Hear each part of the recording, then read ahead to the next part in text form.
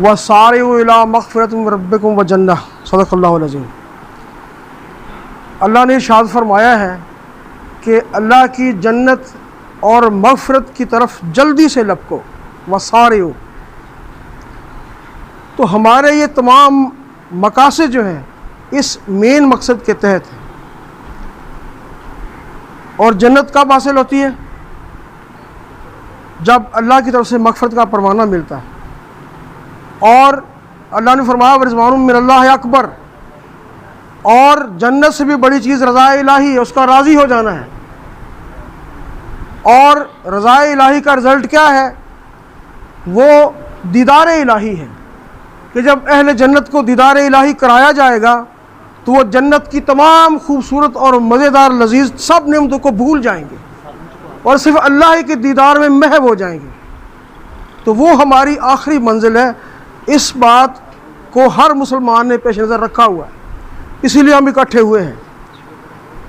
تو میں اس مختصر تمہید کے بعد اس طرف آتا ہوں کہ لاسٹ میٹنگ جو مدرسہ عطائے مصطفیٰ صلی اللہ علیہ وسلم میں ہوئی تھی، جو مظاہرے کے بعد ہوئی ہے، اس میں نے ایک تجویز پیش کی تھی کہ علماء کی تمام مسالک، تمام دینی جماعتوں کی ایک مجلس مشاورت باقاعدہ قائم کی جائے، جس میں آپ اپنی مرضی سے ایک یا دو یا تین بندے ہر مسلک کے آپ لے سکتے ہیں، جو کہ باقاعدہ خدا نہ خواستہ کسی اہم ایشو پہ مشورہ کرنا پڑے تو وہ کر سکیں۔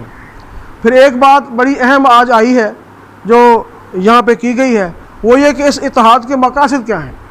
یہ بہت ضروری بات ہے اور یہ لازمی ہے، اس کے مقاصد طے ہونے چاہیے، اور علماء کو بیٹھ کے یہ جو مجلس مشاورت ہے اس کو قائم کر کے اس اتحاد کے مقاصد طے کرنے چاہیے کہ ہر ایک کو پتہ ہو کہ مقاصد کیا ہے، مقاصد مثبت ہے یا منفی ہے یا قابل قبول ہے یا قابل قبول نہیں ہے۔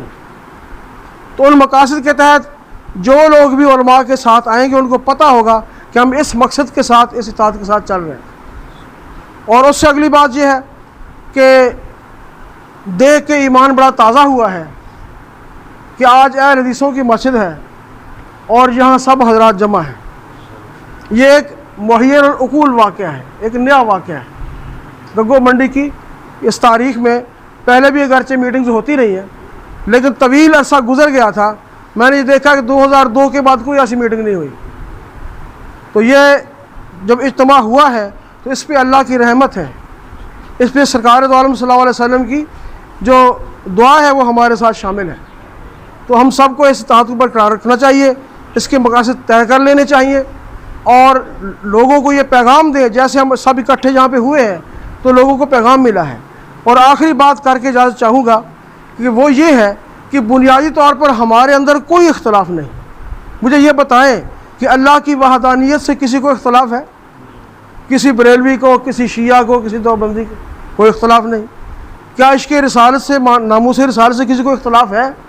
اگر کسی کو اختلاف ہوگا تو وہ قادیانی ہوگا، کسی کو اختلاف ہوگا تو وہ کوئی اور کافر ہوگا، کوئی اختلاف نہیں۔ اسی طرح محبت اہل بیت سے کسی کو اختلاف ہے؟ اصل میں بنیادی طور پہ امت میں کوئی اختلاف نہیں۔ یقین رکھیں ہمارے ان اختلافات کو فروعات میں الجھا کے ان کو ہوا دی گئی ہے۔ دشمنوں کے ایجنٹ ہمارے اندر گھس کر ان اختلافات کو ہوا دیتے ہیں اور لڑاؤ اور حکومت کرو کی پالیسی کے تحت ہمیں انہیں بانٹ رکھا ہے۔ تو ہم نے اس اتحاد کو مستقل شکل دینی ہے۔ انشاءاللہ العزیز یہ اتحاد برقرار رہے گا، اور علماء سے درخواست کرتا ہوں کہ وہ اپنی مجلس مشاورت کی میٹنگ بلا کے اس کو مقرر کر کے اس میں اس کے مقاصد طے کریں تاکہ ہم سب مل کے آگے چل سکیں۔ السلام علیکم ورحمۃ اللہ۔